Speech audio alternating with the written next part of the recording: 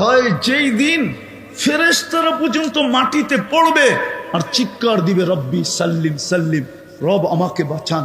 জিবরিল পর্যন্ত মাটিতে হাঁটু গেরা বসা পড়বে দোজখের অবস্থা দেখা আর চিৎকার দিবে রব্বি সাল্লিম সাল্লিম। ওই দিন আল্লাহ এরকম নারাজ হবে, অতীতে কখনো হন না আর ভবিষ্যতে কখনো হবে না। নবীরা পর্যন্ত নাফসি নাফসি বলতে থাকবে, কেউ না স্ত্রীকে চাবে না সন্তানকে চাবে। আল্লাহর রসুল এক জায়গায় রেওয়ায়াত করছেন যে আমি দেখতেছি ওই দৃশ্য যে মুসা আলাইহিস সালামের মতো নবী আরশের খুঁটি ধরে চিৎকার দিতেছে আর বলতেছে রব্বি লা। আল্লাহর রসুল বলতেছে আমি দেখতেছি আন্না মুসা মুতালাফফিফুন বিউমুদিল আরশি ওয়া ইয়াকুলু রব্বি লা আসআলুকা উম্মি ওয়া লা আসআলুকা উখতি। ওনার একজনই বোন ছিলেন, বোনকে চাই না, মাকে চাই না। আসআলুকা নাফসি নাফসি নাফসি, আমাকে বাঁচান। ও যুবক, ওই দিন তোমার রসুল একমাত্র কিয়ামতের মাঠকে গরম করবে, আরশ পর্যন্ত কাঁপায় দিবে আর চিৎকার দিবে রব্বি উম্মতি উম্মতি। আমি বুঝাইতে পারি নাই। হাসান চাবে না, হোসাইন চাবে না, আলী চাবে না, ফাতেমা চাবে না, বাকি মেয়েদেরকে চাবে না, না ফ্যামিলিকে চাবে, শুধু চিৎকার উম্মতি উম্মতি। আল্লাহ সান্ত্বনা দিতে থাকবেন সালতু তা শাফি তু শাফা, বন্ধু শান্ত হন, যাকে চাবেন তাকে দিয়া দিব, যার ব্যাপারে সুপারিশ করবেন তাকে দিয়া দিব। যিনি এখনো কবরে কাঁদেন আমাদের জন্য, হায় হায় হায়, হাজারো কোটি ফ্যাসিলিটি আমরা পাইছি। এই উম্মত মুহাম্মদুর রাসূলুল্লাহর কারণে। ওই রসুল যিনি আমাদের জন্য চুলা জ্বলে নাই মাসের পর মাস, যিনি বৈশা নামাজ পড়তেছেন আমাদের জন্য। আবু হুরায়রা জিজ্ঞাসা করছেন রাদিয়াল্লাহু তাআলা আনহু, বৈশা কেন? বলছে আলজু, ক্ষুধার কারণে দাঁড়াইতে পারতেছে। যিনি 23 বছর চোখের পানি বন্ধ হইতে দেন না, আজকে আল্লাহ করুক যুবক তোর দিলে বসো আমার কথা, 23 বছর চোখের পানি বন্ধ হইতে দেন নাই। জিবরিল মিকাইল জিজ্ঞাসা করছে মা জালা আরাকা তাবকি, যখনই দেখি চোখে পানি কেন? বলছে জিবরিল মিকাইল উম্মতের জন্য চোখের পানি বন্ধ হয় না। ওই রাসূল যে আরশে যে আমাদেরকে বলেন নাই, আমরা আত্তাহিয়াতের ভিতরে পড়ি ওয়ালা ইবাদিল্লাহিস সালিহিন। আল্লাহ তো বন্ধুকে সালাম দিছিলেন, বন্ধু প্রথমে আল্লাহর কাছে তোহফা পেশ করছিলেন, উপটকন পেশ করছিলেন।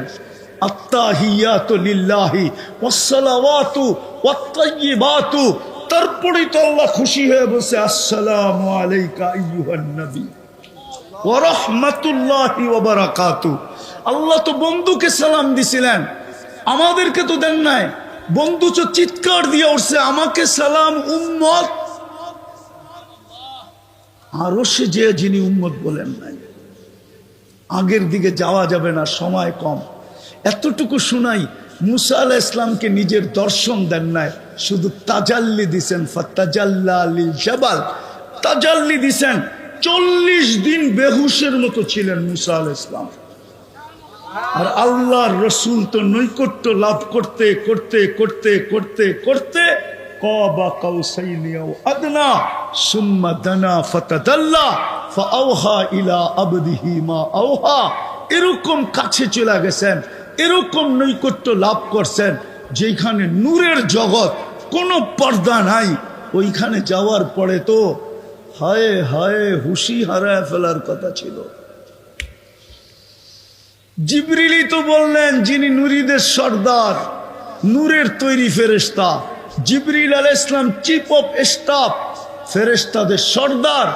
উনি তো সঙ্গ ছেড়ে দিলেন সিদরাতুল মুনতাহায় যায়। জিজ্ঞেস করলেন আগে যাবেন না? অনুমতি নাই, শরীরে ফিটনেসও নেই। মনে হুজুরে ফিটনেস বোঝে নাই, শরীরে শক্তি নাই, আগে কারো যাওয়ার অনুমতি নাই। একজনের আছে, উনি আপনি। হায় হায়, ওই রাসূল আরশে বলে নাই, যিনি দুনিয়ার থেকে যাওয়ার সময় কাঁদতে কাঁদতে যান। জিবরিল জিজ্ঞাসা করছে কাঁদেন কেন? বলছে ফামাল লিবাদিলি উম্মতি, আমার উম্মতের নারী পুরুষ যুবক বৃদ্ধ ছোট বড়কে কে দেখা রাখবে? আল্লাহ অঙ্গীকার দিছে আমি দেখা রাখবো। যিনি এখনো কবরে কাঁদেন আমাদের জন্য, ওই ওলামাদেরকে জিজ্ঞেস করেন কাঁদে না না কাঁদে? আল্লাহওয়ালারা দেখে না দেখে দেখে না। আমি পুরা টিম নিয়ে আসতে পারি এখানে, পুরা স্বপ্ন দেখছে। আল্লাহ রসুল হাতিমে কাবায় কাঁদতেছেন, বলছে কাঁদেন কেন?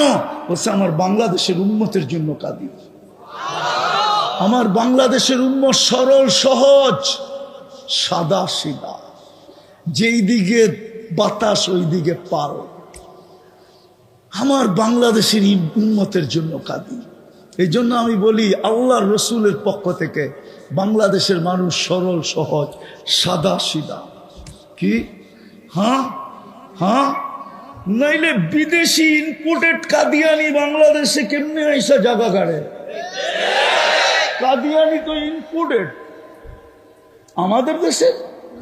কোন দেশে? ভারতের, ইন্ডিয়ার, তাও কোন প্রদেশের? হায় হায় হায়, পাঞ্জাব প্রদেশের কাদিয়ান। ওইখানের এখানে এসে পাঞ্জাবের কি করা? বাংলাদেশিরা সাদা সিধা। আল্লাহর রসুল বলছে আমার উম্মতের ঈমান নিয়ে যেতেছে। কেউ বলে ভাঙ্গা ঘরে থাকবো না, স্বামীর কথা মানবো না। এক একজনে এক একভাবে ঈমানকে ছিনায় নিয়ে যেতেছে। ওই রসুল যে এখনো কবরে কাঁদে। আমার দেশ নিয়ে তো আমি মাঝে মাঝে ভাবি যে হায়, একটা ইউনিয়ন পরিষদের চেয়ার পাওয়ার জন্য মরতে রাজি, মারতে রাজি, স্ত্রীকে বিধবা করতে রাজি, সন্তানদেরকে এতিম করতে রাজি, বুকের তাজা রক্ত ঢাইলা দিতে রাজি, রক্তের বন্যা বহায় দিতে রাজি। কিন্তু আপনার আমার নবী তো কিয়ামতের দিন মাকামে মাহমুদ পাবে। কোন ওলামা প্রমাণ করে দেখাতো যে উনি বসবে চেয়ারে? বসবে না তো, হাতলায় হাত রাইখা দাঁড়ায় থাকবে। আল্লাহ জিজ্ঞেস করবে বসেন না কেন? বলে যে 3 জায়গায় দৌড়াবে ও বসে কি করে? আমি বসবো না, প্রমাণ দিলাম এটা আমার, এই জন্য হাতলে হাত রাখলাম। আমি বসবো না, আমি তো উম্মতকে অঙ্গীকার দিয়ে আসছি হাউজে কাউসারে ছুটবো। পিপাসিত উম্মত যেন অপেক্ষা না করতে হয়, আমি চাই অপেক্ষা করব। আসতে দেরি, আমি নিজের হাতে পান করাইতে দেরি করব না। আর যুবক, রব্বে কাবার কসম, যার পেটে 1 ফোঁটা হাউজে কাউসার যাবে, এটা নির্ধারিত হয়ে গেল। এই পেট কোনো না কোনো ভাবে জান্নাতে যাবেই যাবে। দুযোগ এই পেটকে আর স্পর্শ করবে না। বলবে আমি তো দৌড়াবো হাউজে কাউসারে, আমি তো দৌড়াবো মিজানে। পাল্লা না ঝুঁকলে আপনি আমাকে অঙ্গীকার দিছেন সালতুতা, আমি চাইলে নাকি দিবেন, তো আমি চাইতে শুরু করব। আপনি নাকি আমাকে অঙ্গীকার দিছেন শাফি তু শাফা, সুপারিশ করলে মঞ্জুর করবেন।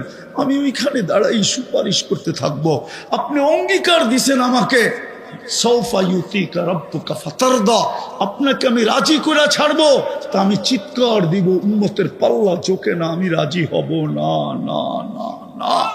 আপনি আমাকে অঙ্গীকার দিছেন লা ইউখজিকা ফি উম্মতিক, আপনার উম্মতের ব্যাপারে আমি লজ্জিত করব না।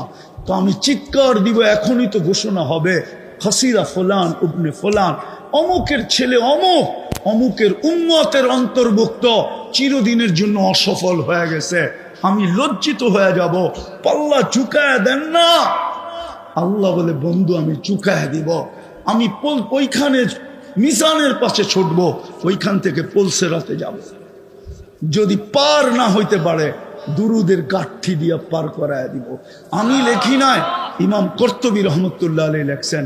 কিন্তু আফসোস তো এইখানেই, আজকে শুক্রবারের রাত্র, সূর্য ডুবার থেকে শুক্রবার শুরু হয়ে গেছে, কালকে সূর্য ডুবা পর্যন্ত। কিন্তু আমার বিশ্বাস এই মজমা একজনও নাই যে শুক্রবারে 1000 বার দুরূদ পড়ে। আমার বিশ্বাস এখানে নাই। আমার বিশ্বাস কোনো যুবকও নেই যেটি 10 বার শুক্রবারে 10 বার যুবক শরীফ পড়ে।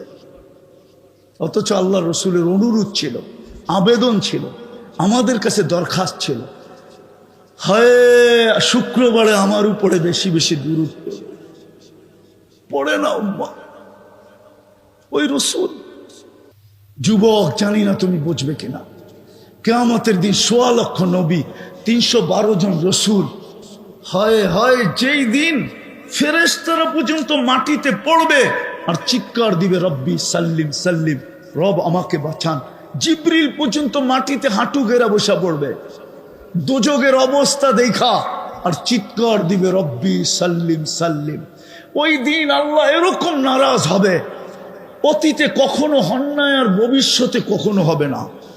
নবীরা পর্যন্ত নাফসি নাফসি বলতে থাকবে, কেউ না স্ত্রীকে চাবে না সন্তানকে চাবে।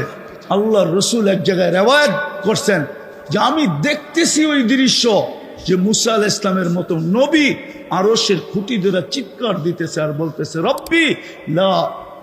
আল্লাহর রসুল বলতেছে আমি দেখতেছি আন্না মুসা মুতালাফফিফুন বিউমুদিল আরশি ওয়া ইয়াকুলু রব্বি লা আসআলুকা উম্মি ওয়া লা আসআলুকা উখতি। ওনার একজনই বোন ছিলেন, বোনকে চাই না, মাকে চাই না। আসআলুকা নফসি নফসি নফসি, আমাকে বাঁচান। ও যুবক, ওই দিন তোমার রসুল একমাত্র কিয়ামতের মাঠকে গরম করবে, আরশ পর্যন্ত কাঁপায় দিবে আর চিৎকার দিবে রব্বি উম্মতি উম্মতি। আমি বুঝাইতে পারি না। হাসান চাবে না, হোসাইন চাবে না, আলী চাবে না, ফাতেমা চাবে না, বাকি মেয়েদেরকে চাবে না, না ফ্যামিলিকে চাবে, শুধু চিৎকার উম্মতি উম্মতি। আল্লাহ সান্ত্বনা দিতে থাকবেন, সালতু তা শাফি তু শাফা, বন্ধু শান্ত হন, যাকে চাবেন তাকে দিয়া দিব, যার ব্যাপারে সুপারিশ করবেন তাকে দিয়া দিব। এই উম্মত তওবা করে না, করবা আজকে থেকে তওবা? হ্যাঁ, কে কে করবা দেখি? পাক্কা? হ্যাঁ, কমসে কম শোয়ার সময় তওবা। এখন তওবা করো, বলো আল্লাহ অতীত থেকে তওবা করলাম, আমাদেরকে মাফ করে দেন। নামাও আর একটা কাজ করো, আল্লাহর ডাকে ডেলি 5 বেলা। কে ডাকে? কে ডাকে? কে ডাকে? আরে আল্লাহ ডাকলে তো মনকে বুঝ দিতে পারতাম যে 4 অক্ষরের একটা শব্দ, শুধু আল্লাহ তো ডাকে না। 24 ঘন্টা যিনি আমার করে বাজেট ব্যয় করেন।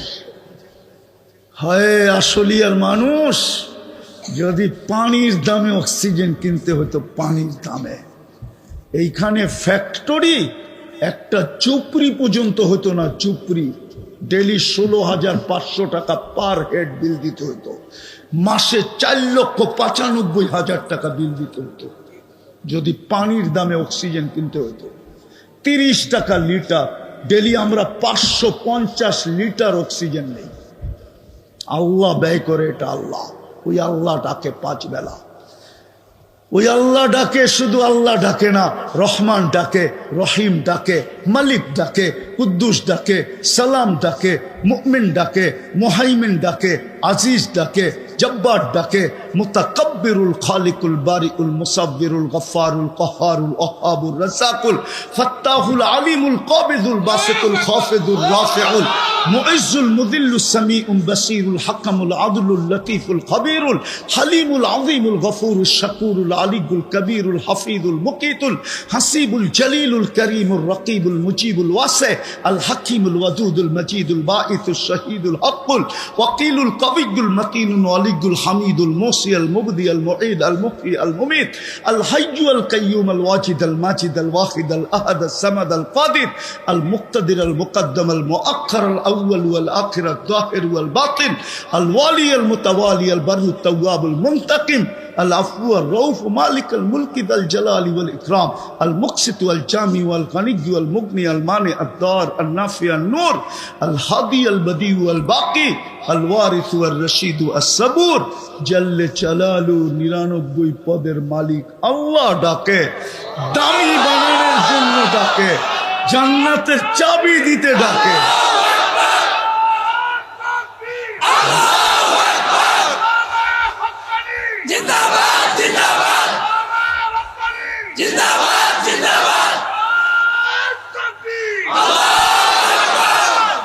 জান্নাতের মালিক বানানোর জন্য ডাকে।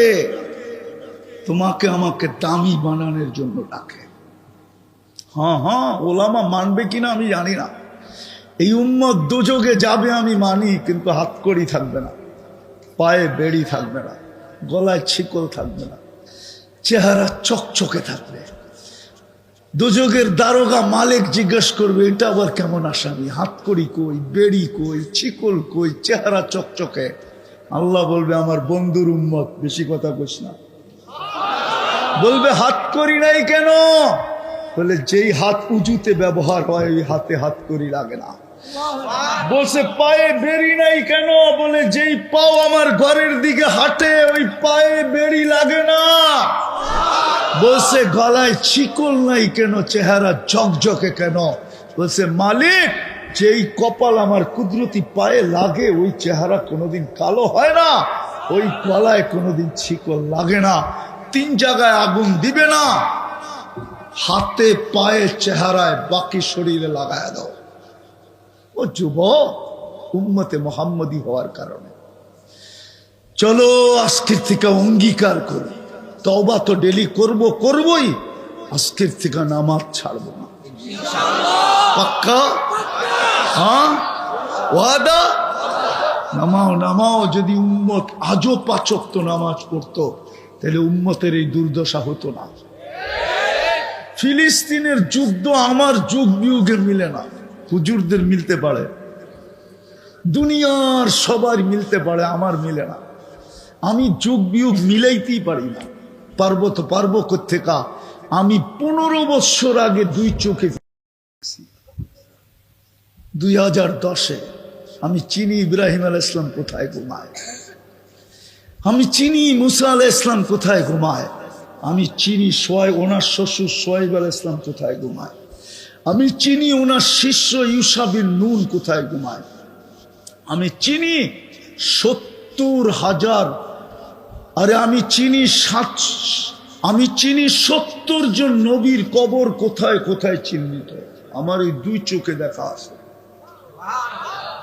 আমি চিনি 45,000 সাহাবা কোথায় ঘুমায়, ফিলিস্তিন 45,000 সাহাবার কবর। আমি চিনি আমি চিনি জাফর ইবনে আবু তালেব কোথায় ঘুমায়, আমি চিনি যায়েদ ইবনে হারেসা কোথায় ঘুমায়, আমি চিনি আব্দুল্লাহ ইবনে রাওয়াহা কোথায় ঘুমায়, আমি চিনি 1.25 লক্ষ নবীদের সম্মেলন মেরাজের রাত্রে সশরীরে কোথায় হয়েছে, কোথায় ছিল, আমি ওটা চিনি। আমি মুসলমানের প্রথম কেবলা চিনি। আমি অহংকার করে বলতেছি না, আমি চিনি আইয়ুব আলাইহিস সালাম দুপুরে কোথায় ঘুমাইতেন, আমিও যে ঘুমায় গেছিলাম। আমি দেখতে গেছিলাম যে ওইখানে এখনো তাসির বাকি আছে কিনা, ক্রিয়া বাকি আছে কিনা। উনি যেই পাহাড়ের চূড়ায় ঘুমাইতেন, বাইতুল মুকাদ্দাস ছুঁয়া দক্ষিণা বাতাস এই পাহাড়ের উপরে আসতো। এখন অবশ্য একটা ছোট মসজিদ হয়ে গেছে। আমি ওইখানে উঠছিলাম যে দেখতে এখনো আছে কিনা। সবাইকে বলছিলাম নিচে থাকো, আমি উপর থেকে দেখা নামতেছি। আমি ওইখানে যে ঘুমায় গেছি। তারপরে নিচের থেকে মানুষ যে আমাকে বলছে তুমি ঘুমায় গেছো। আমি বললে এইটাই তো দেখতে আসছিলাম যে এখনো ঘুম আসে কিনা দুপুরে। আমি চিনি ওই জায়গা, আমার যোগ বিয়োগ মিলে না। কসম, যেখানে ইব্রাহিম আলাইহিস সালাম ঘুমায় ওইখানে বোম ফাটে কি করে? যেখানে মুসা আলাইহিস সালাম ঘুমায় ওইখানে বোম ফাটে কি করে? 70 জন নবীর কবর যেখানে বোম ফাটে কি করে? তাও চিহ্নিত মুহাম্মদুর রাসূলুল্লাহর পরওয়ানা জিয়ালে সাহাবী। হায় হায় হায়, যারা মুহাম্মদুর রাসূলুল্লাহর কদমে জান লুটায়া দিয়েছেন, 45,000-এর কবর, ওইখানে বোম ফাটে কি করে? ফাটবে না তো ফাটবে না কেন? এই জন্যই তো যুগ বিয়োগ মিলে না। 5 বেলা আল্লাহ ডাকে, এই এলাকার 90% মানুষ নামাজ পড়ে না, 90% মানুষ মসজিদে আসে না। দুঃখ তো এটাই। আমি চিনি এই এলাকার বড় লোকরা একজনও এই এলাকায় বাস করে না, এই এলাকার ধনীরা কেউ এই এলাকায় বাস করে না। হ্যাঁ, বাংলো থাকলে থাকতে পারে, সপ্তাহে মাসে একবার আসে, 2-4 ঘন্টা বসে আবার চলে যায়। সবাই থাকে উত্তরায়, না হইলে বনানী, না হলে গুলশান, না হলে বাড়িদারা, না হলে ধানমন্ডি। আর কেউ কেউ তো আমি চিনি আমেরিকাতে থাকে, কেউ কেউ তো আমি চিনি ইংল্যান্ডে থাকে, কেউ কেউ তো আমি চিনি কানাডায় থাকে। এই এলাকার মানুষ আমি চিনি, অথচ আল্লাহ নিজের ঘরটা আমাদের মহল্লায় দিয়ে দিছে। যুক্তিতে তো আসে না, আল্লাহ কেন আমাদের মহল্লায় ঘর দিবে? আল্লাহর চেয়ে উন্নত কে আছে? আরে বলেন না, আল্লাহর চেয়ে ধনী কে আছে? আল্লাহর চেয়ে বড় কে আছে? আল্লাহু আকবার। আল্লাহর চেয়ে বড় কে? উনি কেন ঘরটা আমাদের মহল্লায় দিলেন? দিছিল তো আমি যেন 2 কদম